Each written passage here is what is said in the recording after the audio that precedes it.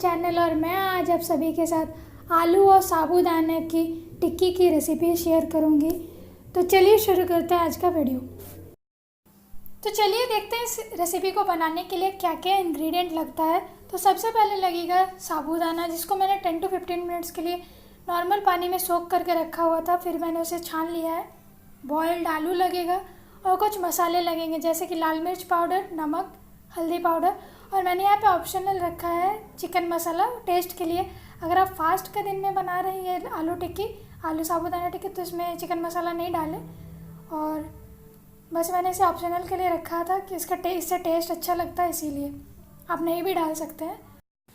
इसके बाद जो बॉयल्ड आलू है और साबूदाना है और सब मसाले हैं, सारे को एक साथ मिला के अच्छे से मिक्स करना है।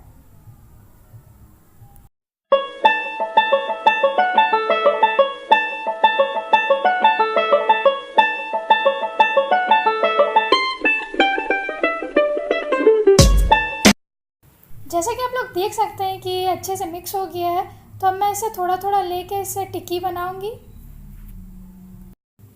मैं यहाँ पे जो टिक्की बना रही हूँ उसे पतला पतला इसीलिए रखी हूँ क्योंकि मुझे क्रिस्पी वाला टिक्की बहुत अच्छा लगता है। इसीलिए अगर आप पतला पतला बनाएंगे तो ये क्रिस्पी बनेगा बहुत ज़्यादा। अगर आप थोड़ा मोटा बनाते हैं तो ऊपर से क्रिस्पी रहेगा और अंदर से सॉफ्ट रहेगा। तो आपको जैसा अच्छा लगता है आप उस हिसाब से बनाइए।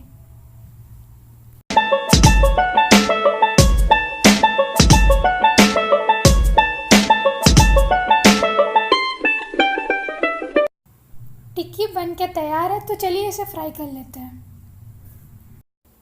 मैं यहाँ पे रिफाइंड ऑयल यूज़ कर रही हूँ और इसे गरम करने के लिए मैंने रख दिया है। तेल अच्छे से गरम हो चुका है, तो मैं जो टिक्की बना के रखी थी वो सबको अभी तेल में डाल दूँगी अच्छे से फ्राई होने के लिए।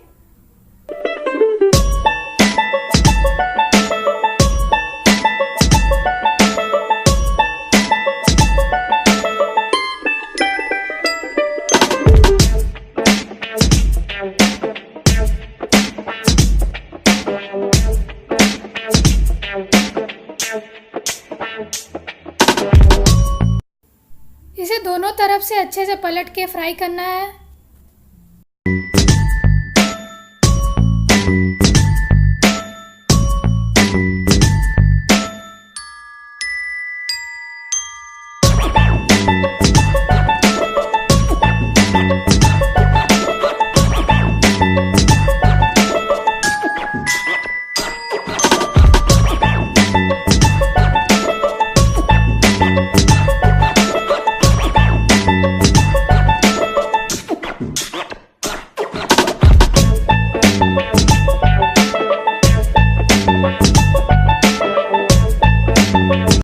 जैसे कि आप लोग देख सकते हैं ये गोल्डन ब्राउन हो चुका है, मतलब ये अभी सर्व करने के लिए तैयार है।